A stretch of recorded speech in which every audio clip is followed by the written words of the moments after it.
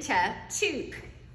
All right, question 2. What do our Jewish friends call the Pentateuch? In Torah. their books, what is it called? Torah. Very good. Absolutely. Question 3. What is another word for promise or testament that we often see in the Pentateuch? Covenant.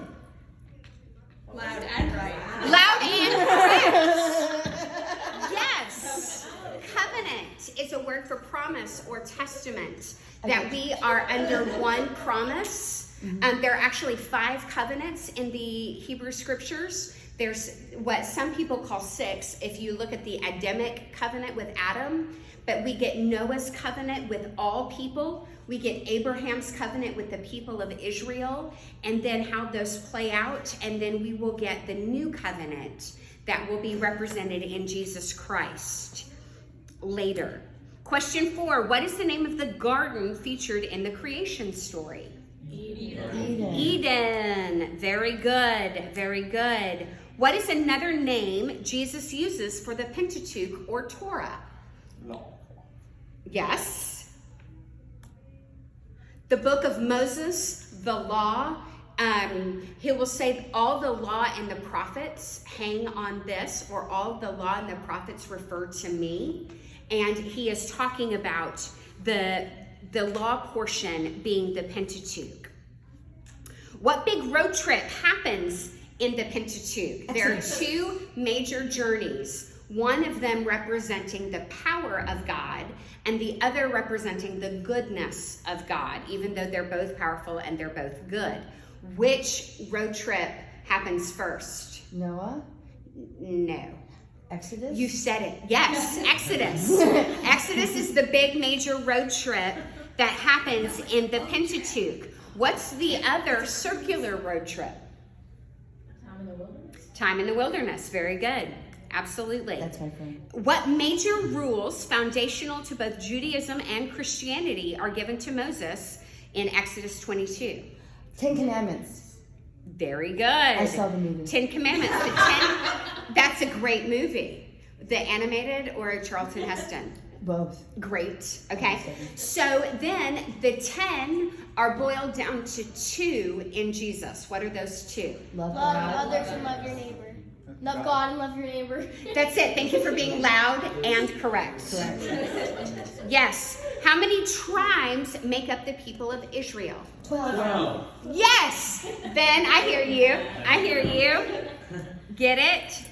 Read an O. Read an O. That's in Hebrew.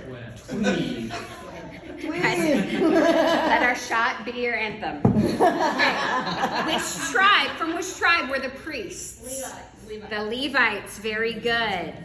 Very good. That's where we get the word Leviticus, or Levitical, comes from rules for the priests. Question 10. What does knowing about the law do for us today? Helps us be closer to God. Helps us be closer to God. Absolutely. Helps us see God's plan. See God's plan. What's that? Helps us know we need Jesus because we can't follow the law. That's exactly right. And here's what we're going to learn. The problem and the limitations of the Old Testament were not that the people couldn't follow the law, because God always made provision for failure. It's that they wouldn't. They chose themselves over God over and over and over. And the truth is, we're not any different.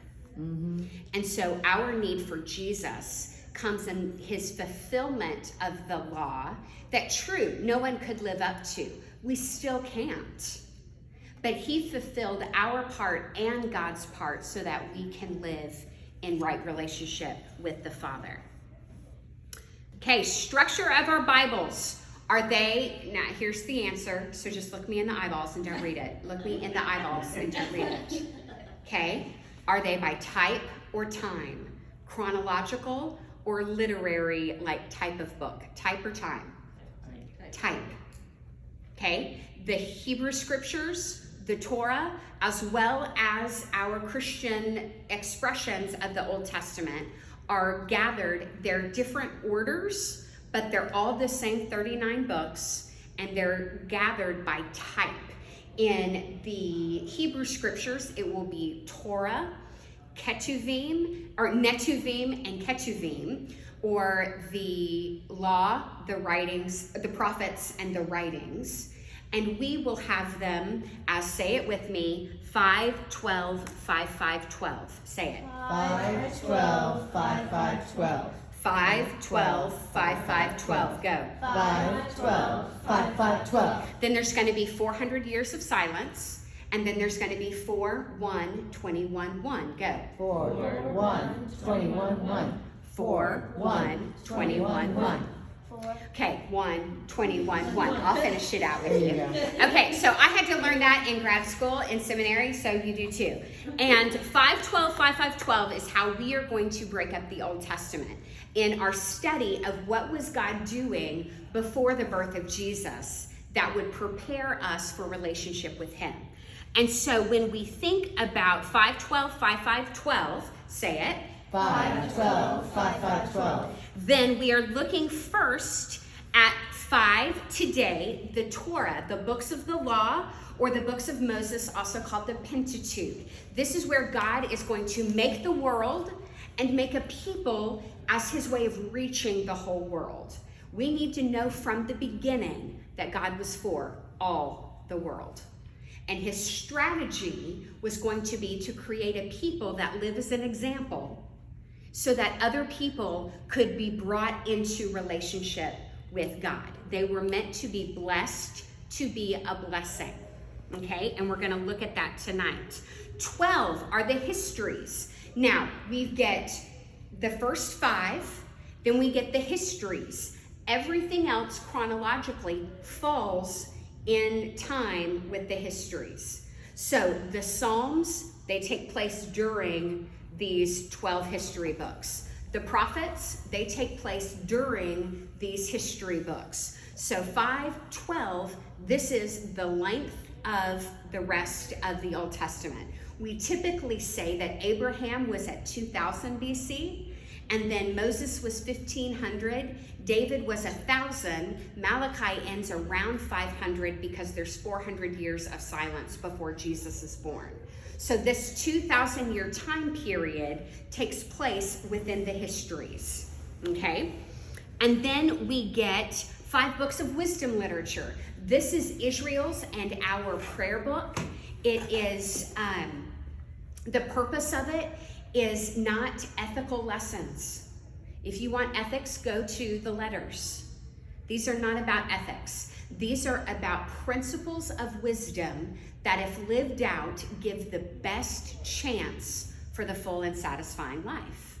It doesn't mean they're promises. Unless it says it's a promise, hold loosely.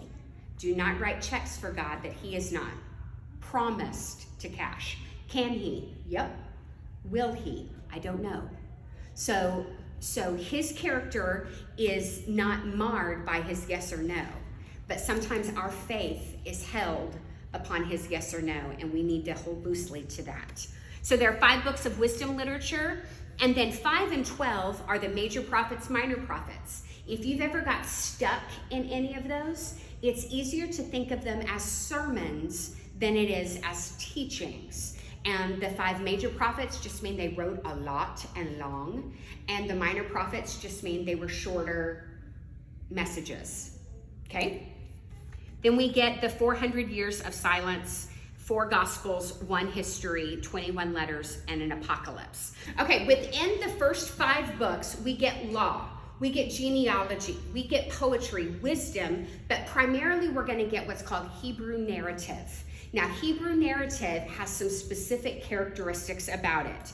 Yes, it is just like any other story, except this is God's story. The specifics matter. It's not neutral. It is telling you certain stories for certain purposes to accomplish certain goals. It is a way, like Jesus would teach in parables, that the Israelites chose to express themselves was through narrative. Now, it's important to remember that God is always the main character and that his faithful love will endure forever. That is the theme of all the stories. Now, if you were looking for ethics lessons, this is not where to go. You can learn, oh, don't do that. That equals bad. Great. But that's not the purpose of Hebrew narrative.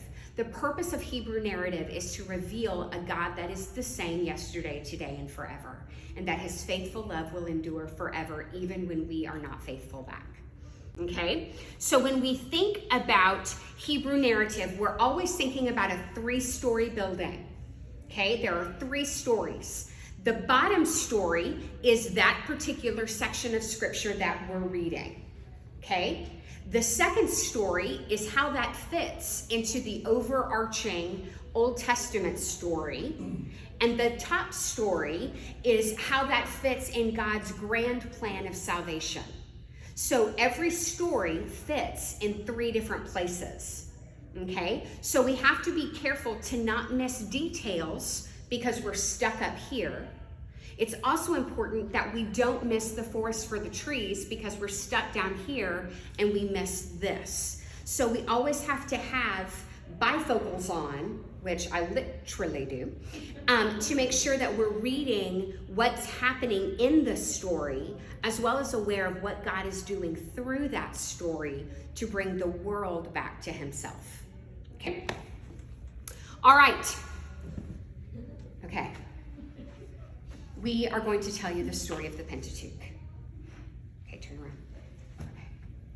You get Adam and Eve in the garden. Just as a garden. Oh, she's got 2 legs. Okay. Hold the garden. Okay. Okay, that's Adam Clayton from U2. Adam and Eve. Okay, great. All right, so Genesis 1 and 2 is very good. Oh, this is Genesis 3. No, you just turn around. Okay, good. All right, this is Genesis 1 and 2. Genesis 1 and 2 is very good shalom.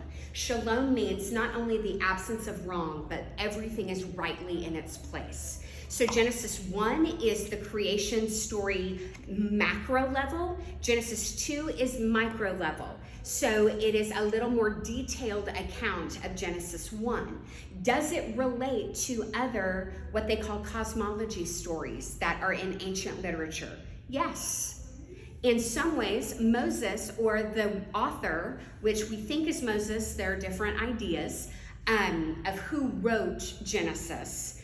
But in some ways, it is in response to these other ancient stories of how the world was brought into being. But when you think about a good and loving God who creates the world and Adam and Eve and calls it good and very good, that is different than people being swallowed and ripped apart and Athena being born and this person being massacred, and so that's how the earth was formed. That God took chaos and brought it into order. Okay? Now, nope, hold it. Okay. And so the story of Genesis 1 and 2 is, here's your line, the faithful love of the Lord endures forever. That's exactly right. All right, Genesis 3, we get one slithery problem. All right? The problem, now, God made the snake. So let's talk about it. And it must have walked upright if it's cursed to walk on its belly. Let's also talk about that for a second. Can't handle it. Let's move on. So there are 2 trees in the middle of the Garden of Eden. Okay? And they are only told to not eat of the tree of knowledge of good and evil. Okay? Or surely you will die. Okay? And the snake goes up to Eve and talks to her and goes, did God really say? So the purpose of apologetics is to build up your faith and to be able to go yes or no. Because most lies are a twisted truth more than they are a flat out lie. Did God really say? Well, I don't know. And so when she takes a bite of the apple, very good. And Adam does too, because he was with her. Adam was with her. She wasn't alone. And then all of a sudden, death enters the world because God is a promise keeper as well as a promise maker. When you eat of it, surely you will die.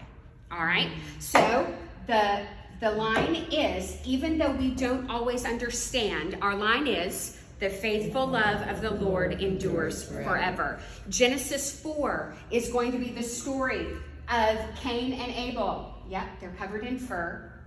Yep, that's their clothes. Who killed the first animal? King. God, to cover Adam and Eve before they left the garden. God never leaves us in the consequences of our choices alone. He will always provide for us, even in our unfaithfulness. So they're covered. Abel and Cain both offer sacrifices to God. It's not that the vegetables were not good to God. It's that Cain was offering a substandard, not his best, and Abel wanted to offer his best. So what happens between Cain and Abel? They die. One kills the other. Okay, when I ordered that off of Amazon, I thought it was going to be a bigger rock, but at least it bounces. Okay, and go team. I wouldn't have been able to do that. So very good. So sin really does equal death, but the faithful love of the Lord will endure forever. Genesis 5, we get a genealogy. If you start looking at Genesis 5, so-and-so lived so-and-so long and then they died. So-and-so, son of so-and-so, lived so-and-so long and then they died.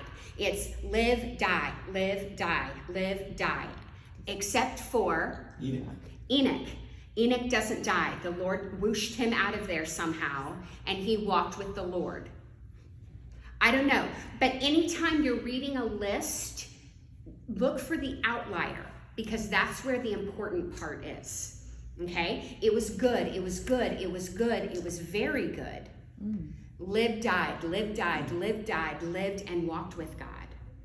Okay? So always look, the faithful love of the Lord endures forever. And the answer was on that screen. Yeah. So I'm going to believe that you knew it anyway, but the answer was right there. Okay, so then we get Noah and the flood. That's Noah. Yeah. Here's the flood. Get your beard. You said that's for fair. Oh, we got another beard. Okay, this one's Noah. Okay. Okay, so Noah, during a time when people, yeah, okay.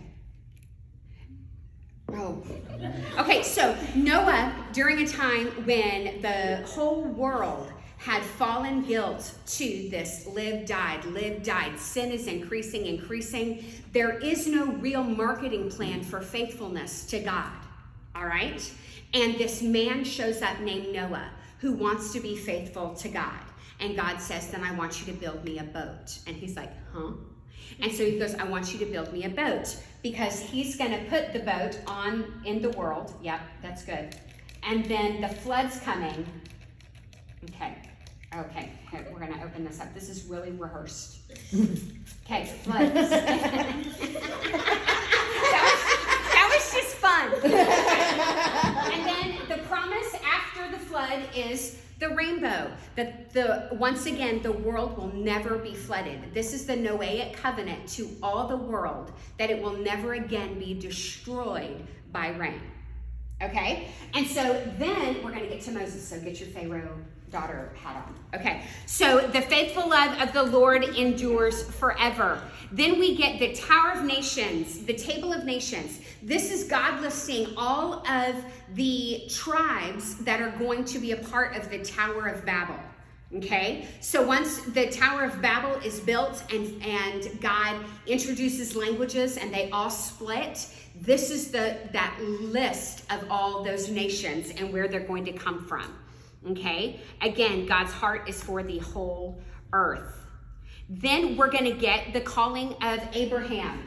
Hey, you're still Moses. You're good. Get a different beard. Ooh, yeah, get a different beard. We get the call of Abraham. Oh, that's a good one. Yep, that's good. Go with it. I love those. There Go you with go. it. Okay. We get the call of Abraham in Genesis 12. And with the call of Abraham, God promises that if you will do what I tell you, I will give you, hold up one finger, a land. This is where the land comes in. And God says, if you are obedient, you will get a land. 2, you will get a people. Okay? Abraham is married to a barren woman. How he's going to get a people, I do not know. But God promises them a people, not just a person, but a people. Look at the stars, for that's how many descendants you're going to have. Okay? And then he also promised him a blessing, that you will be blessed to bless others, and all the people on the earth will be blessed through you. What three major faith systems come from Abraham?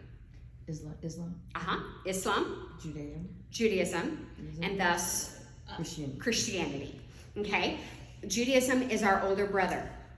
Okay? And anytime we think that God is finished with his chosen people, even though we as the church are living out the mission of Jesus, we need to be very careful. Now, the people of God and the government of Israel can be looked at differently, but God is not finished with his people. Okay? So, wow. Okay, your beard is on your nose, your mustache is on your nose. Okay, so it is a little chewy. I love chewy. All right. So God calls Abraham in Genesis 12, 1 through 3. What are the three promises? People, land, and blessing. The whole rest of the Bible is how those three things play out. If you miss that, you can miss why the prophets. Why was it a big deal that the northern and southern kingdom divided and then got conquered? And then Greece conquered them, and then Rome conquered them, and that the people were looking for independent rule. You will not understand why all of that is so important to the Jews if you miss Genesis 12, 1 through 3. That they were promised by God a land, a people, and a blessing. Okay? All right, now Moses. The faithful love of the Lord endures forever. Now, not yet. Grab 3 beards and switch them quick. All right, so now we're going to get to the patriarchs. So, start with the white one. That's good. Okay, so we got Abraham. Now, Abraham is going to have sons. Who's his firstborn? Jacob? No, Isaac. No. Jesse? No. Oh, no. Esau.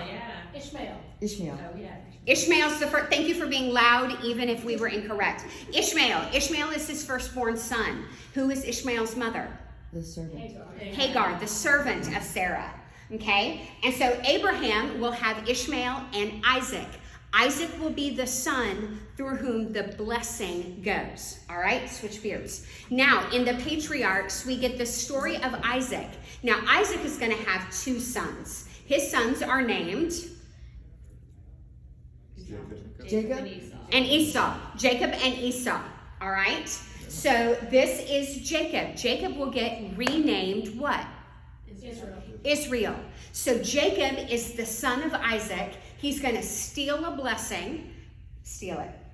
Oh, no! And then he's going to wrestle with the angel. Oh, boom, boom. And then he's eventually going to say, I will not let go until you bless me. And this is, you don't have to say that. And this is the person who has stolen the blessing that will not let go of the angel until he is blessed the right way for the right things. And then he gets the new name Israel. Okay? Now, he is going to have some sons. And his sons, great. Yep, that's a good one. Yep, that's good. His sons are going to be the 12 sons. Now, the storyline is going to follow who and their amazing Technicolor Dreamcoat? Joseph. The storyline will follow Joseph into Egypt. Get ready for Moses. Yeah. No, Pharaoh's daughter. Moses. So the storyline is going to follow Joseph, but the blessing will go to the tribe of whom? The blessing will go to the tribe of Israel. Who's Jesus from the tribe of? David. Judah. Very Good, Judah. Yes. Up there. Judah. Thank you for reading the sign.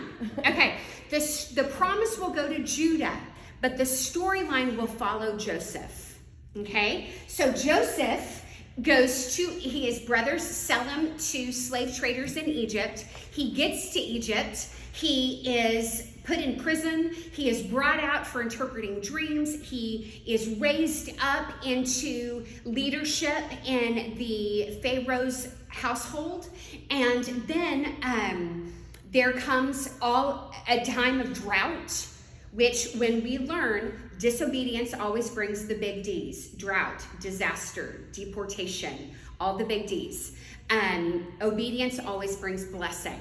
And so they get to Egypt, all right, where they become fruitful and multiply. Great. Okay, so then they're in Egypt, and then comes a Pharaoh that does not know Joseph. A Pharaoh that doesn't know Joseph. And all of a sudden, the Israelites at this point, they were Hebrews, now they're Israelites. They fall into slavery, and they are working for the Egyptian rulers, all right? And then, faithful love of the Lord endures forever. He's still going. In the story of Exodus, we have a people that have no land. They're slaves. They have no law, and they don't know what to do. And God is going to give them both, because the faithful love of the Lord endures forever. So during this time, the Pharaoh wants to kill all the baby boys. And so Moses' mama puts Moses in a basket and lets him down the river Nile, where he comes to be found by the Pharaoh's daughter. Okay, and so now Moses is raised in the Pharaoh's household. Oh. Okay, now be Moses when he's old. Oh. No, you're Pharaoh. I'm Moses. Okay. Yep. Okay. Here's Moses. Yes, very good. Oh, we broke a snake. Snap. Okay. And so Moses will grow up, and there's a bush that's burning. And he goes over and goes, what's happening with that bush? What would have happened if he would have just walked on by? But he stops, and he says, what's happening? And he hears the voice of God through the burning bush. And he takes off his shoes, because this is holy ground. And he listens, and God tells Moses, you're going to be the agent of freedom for my people. And he goes, but I don't talk very well. And he goes, all right, you're still going to be the agent for the freedom of my people, but I will give you your brother to talk for you. All right? So Moses, and now Adam is Aaron. All right? So Moses and Aaron, they go up to Pharaoh, and they go, let my people go. No. Let my people go. No. I will plague you if you do not let my people go. No. All right, all the plagues, la la la, death of the firstborn. Oh, yes, let my people go. Fine. Great. So then Moses and the people, they leave Egypt. God is leading them by fire and a cloud and doing the whole thing. And then, then you're coming after me. And I'm like, oh no! And you're still coming after me. And they get to the Red Sea. And now what's going to happen is the priests have to get in first. The water does not miraculously part in front of them. They have to show an act of faith, that they believe that the God of Abraham, Isaac, and Jacob is still there with them. So they get in the water parts, they see narwhals swimming beside them, and all of the things, and then they get to the other side, and they're like, oh God, and then, but here come the Egyptians. Oh, water, ha ha. Okay. And so then, yes, I'm melting. Okay, and so then Moses is going to lead the people right up to the edge of the promised land. Be the spy. Yeah, all the way up to the promised land. And he tells them, hey, I'm going to send 12 of you into the promised land to scope it out. Okay, so he sends 12 of them into the promised land to scope it out. Remember, they have been promised a land, a people, and a blessing. They have become a people. They do not yet have a blessing or land. All right, so they get right up to the edge of the land. The spies go in. Very good. And then they come back to report to Moses. And 10 of them say, we're done. we can't do this. Yep. And 2 of them have faith. Good. And so the 2 of them say, yes, we can. And 10 of them say, no, we can't. And the people believe the 10. Does anyone know the names of the 2? Joshua and Caleb. That's right. The 2 faithful spies come back and say, God has promised us this. We can do this. And the 10 go, no, we can't. And so then they get 40 years of wandering in the desert, and they have to eat manna. And the Lord provides it every day. Keep eating. And then they get upset because they're tired of manna. So the Lord sends quail. Open. So the Lord sends them quail, and they get right up to the land again. And God's going to go, okay, here, during that 40 years of wandering, that entire first generation died except for whom? Caleb. And Joshua and Caleb. Okay, so Joshua and Caleb live. Throughout that 40 years of wandering, they live. God provides for their clothing. He provides for their shoes. You can have a seat now. You were fabulous. Yes. God provides for them the whole time. Again, the faithful love of the Lord endures forever. He will never leave you to consequences, even of rebellion, that he will not provide for you in the midst of the consequences. So even though they had to wait for the next generation, now God didn't just wipe them out and wait for the next generation. He provided for them with the tabernacle and his presence and teaching them what they would need to know when they got to the land. Now, here's the purpose of the law, all right? They have been slaves, and now they're going to be a blessing to other people. They are going to rule the land where other people currently live. And God is saying, do not be like the Egyptians, okay?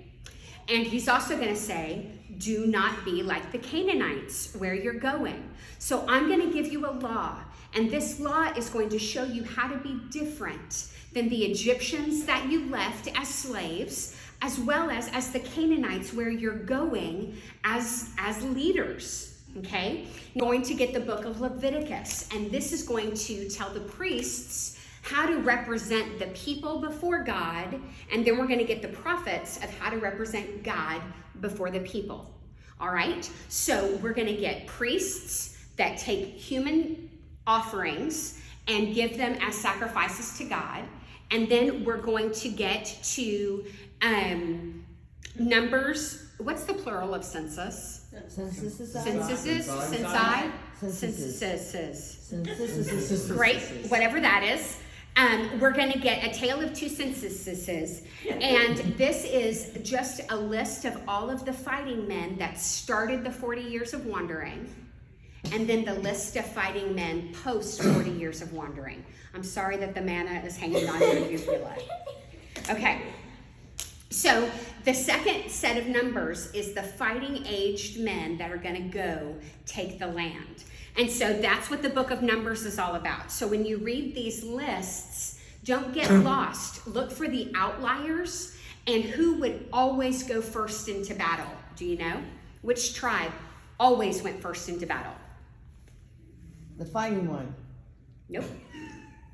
They would all fight. Levites, the worshiping ones. The songs would always go first. Levites always led the battle. Okay? So we get two sets of numbers, and then we get the book of Deuteronomy, second verse, same as the first. But this is to a new generation. The old generation that got the 10 Commandments, that got all of the laws, they have died out. These are their kids that are now going to take the land, and they need to be taught. Don't be like the Egyptian captors, and don't be like the Canaanite pagans. I am your God. I am the God of Abraham, Isaac, and Jacob. I love you. I have promised a land, a people, and a blessing, and I will be faithful to finish it. The New Testament Christians' use for the Pentateuch is that this same God is going to be the God of the New Testament. There are going to be people in early church history, even to today, that say, we don't need the Old Testament because God was mean then. And now God is sweet in Jesus. But if you read the New Testament, it is almost all judgment's coming, be prepared because judgment's coming. And if you read a lot of the last part of Isaiah, the Psalms of lament and the goodness of God in Deuteronomy, even his mercies that are new, his love that endures forever, regardless of the people's faithlessness, he keeps showing up to be their God. All right? And so it is the same God. We are different, but God is the same. So we see him as both promise maker and promise keeper. And this is going to be important as we get into later New Testament and we see some promises that Jesus is making. We can know and have faith that God will fulfill them because we've watched him from the garden to the ark to the promised land fulfill his promises every time. And so when God says, I will never leave you or forsake you, you can take that to the bank. Now, why God answers some prayers for healing and others not, I do not know. Why God will give someone this blessing and someone's praying for it and doesn't get it, I do not know. Why some people struggle with fertility and some don't even want babies and can have them. I don't know how all of that works. I just know that the faithful love of the Lord endures forever. And that is the summary of Scripture. It is the summary of the first 5 books of the Bible. And if you miss it, the rest of the Bible will be nothing but a history textbook of stories and not the testimony of people living out the goodness of God.